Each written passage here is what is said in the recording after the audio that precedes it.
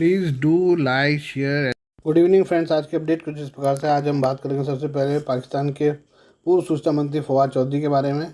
पाकिस्तान के पूर्व सूचना मंत्री फवाद चौधरी ने कहा है कि वो चाहते हैं कि भारत में हो रहे आम चुनाव में नरेंद्र मोदी हार जाएं। फवाद ने कहा कि भारत में कश्मीरी और दूसरे धार्मिक अल्पसंख्यक बहुत खराब वक्त का सामना कर रहे हैं। आज ये जरूरी है कि चुनाव में नरेंद्र मोदी की शिकस्त हो। पाकिस्तान में हर कोई ये चाहता है कि नरेंद्र मोदी हार जाएं। भारत पाकिस्तान के रिश्ते तभी सुधरेंगे जब दोनों देशों में अतिवाद कम होगा।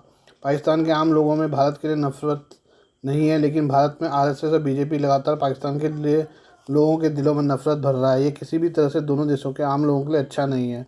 फवाद चौधरी ने आगे कहा कि आरएसएस और भाजपा जो नफरत मुसलमानों के लिए फैला रहा है, ऐसे में हमारा फ़र्ज़ है कि इनको रोकने वाले लोगों की जीत की दुआ करें। ये लोग कहते हैं कि पाकिस्तान के लोग भाजपा के खिलाफ प्रचार कर रहे हैं। ये अपने लोगों को नासमझ सोच रहे हैं।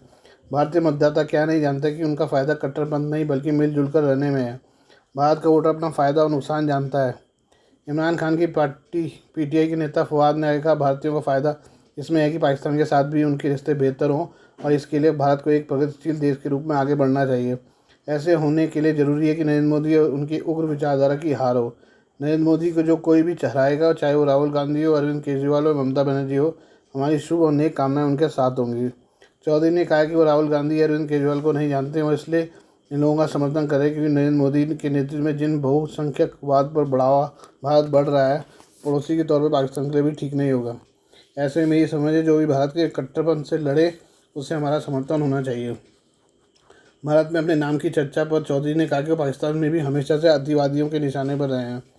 भारत और पाकिस्तान दोनों देशों के अतिवादी उनको पसंद नहीं करते हैं। अब ये हमको देखना है कि पाकिस्तान हमारे को सिखाएगा कि हमारे को मोदी जी को जिताना है या हराना है। और अगर फवाद चौधरी को इतना ही लगाव मुसलमानों से है, तो वो भारत से भी मुसलमान अपने देश में बुला लें और वहाँ रख लें उनको। भारत को कोई ज़रूरत नहीं है कि पाकिस्तान के साथ रिश्ते सुधारे, क्योंकि जब से भारत और पाकिस्तान के रिश्ते बंद हुए हैं, तब से भारत बहुत अच्छी प्रगति कर रहा है और आगे भी करता रहेगा। और कश्मीर का भी जो मसला है वो काफ़ी हद तक शांत हो गया है। और जब तक भारत पाकिस्तान के साथ अच्छे रिश्ते कायम रखे हुए था, तब तक कश्मीर जो है सुलगता ही रहता था और आए दिन हड़ताल और न जाने क्या क्या होता था। पर जब से 370 हटाया तो कश्मीर जो है जन्नत बन गया है।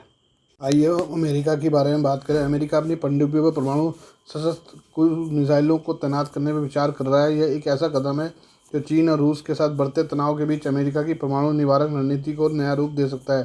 पहले भी ऐसी खबर आई थी कि अमेरिका मॉडिफाइड वर्जीनिया क्लास परमाणु पनडुब्बियों पर परमाणु सशस्त्र पनडुब्बी लॉन्च क्रूज मिसाइलों की तैनाती पर विचार कर रहा है। इस महीने अमेरिकी सीनेट की सुनवाई पैनल में अमेरिकी नौसेना के रणनीतिक प्रणाली कार्यक्रमों के निदेशक वाइस एडमिरल जॉनी वोल्फ ने पनडुब्बी लॉन्च क्रूज मिसाइलों को तैनात करने के लिए वर्जीनिया क्लास अटैक पनडुब्बियों के मॉडिफिकेशन से जुड़ी जटिलताओं और अनिश्चितताओं को संबोधित किया। वोल्फ ने लागत अनुमानों की प्रारंभिक प्रकृति और कार्यक्रम में फ्लेक्सिबिलिटी की आवश्यकता पर प्रकाश डाला।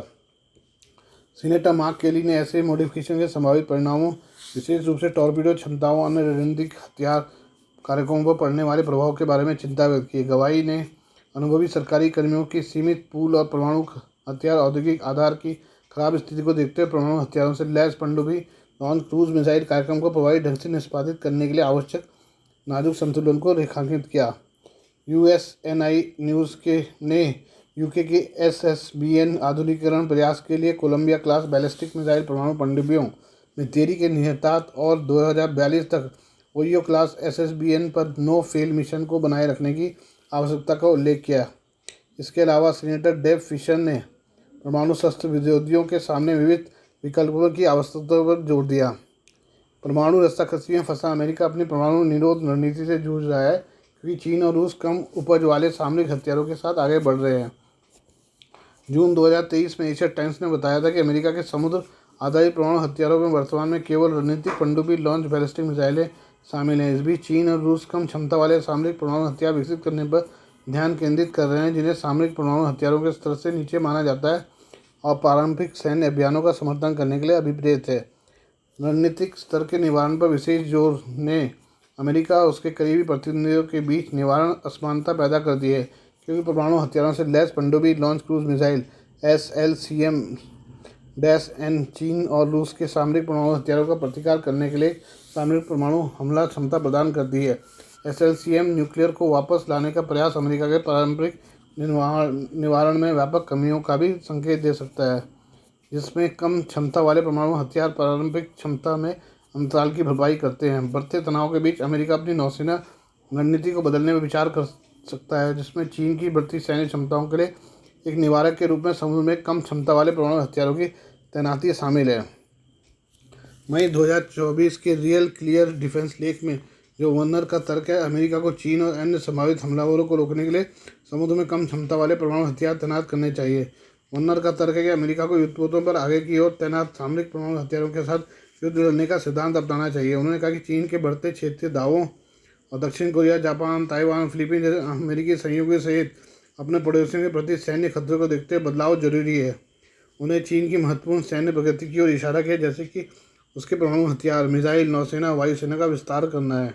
ये हम सूडान के बारे में बात करें। सूडान में संयुक्त राष्ट्र शांति मिशन के हिस्से के तौर पर तैनात भारतीय सैनिकों ने अपनी चीनी समकक्षों के खिलाफ एक रस्साकसी प्रतियोगिता में जीत हासिल की। सेना के अधिकारियों ने इसकी पुष्टि की है। इस प्रतियोगिता को लेकर वायरल हो रहे वीडियो में दोनों देशों के सैनिकों के अंदर प्रतिस्पर्धा भावना देखने को मिला। शारीरिक कौशल और टीम वर्क के साथ भारतीय सैनिकों ने अपनी ताकत और दृढ़ संकल्प पर प्रदर्शन करते हुए चीन पर उल्लेखनीय जीत हासिल की। भारतीय सेना के अधिकारियों की तरफ से जारी इस वीडियो ने सभी यूजर्स का ध्यान अपनी ओर आकर्षित किया है। बता दें कि सूडान में संयुक्त राष्ट्र मिशन की स्थापना संयुक्त राष्ट्र सुरक्षा परिषद द्वारा 24 मार्च 2005 में की गई थी।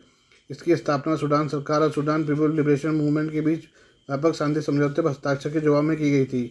UNMIS का मुख्य उद्देश्य शांति समझौते के कार्यान्वयन का समर्थन करना, मानवीय सहायता, सुरक्षा, मानवाधिकारों को बढ़ावा देना है। आज के लिए बस इतना ही। बाकी मिलते हैं कल आपसे नई खबरों के साथ। धन्यवाद।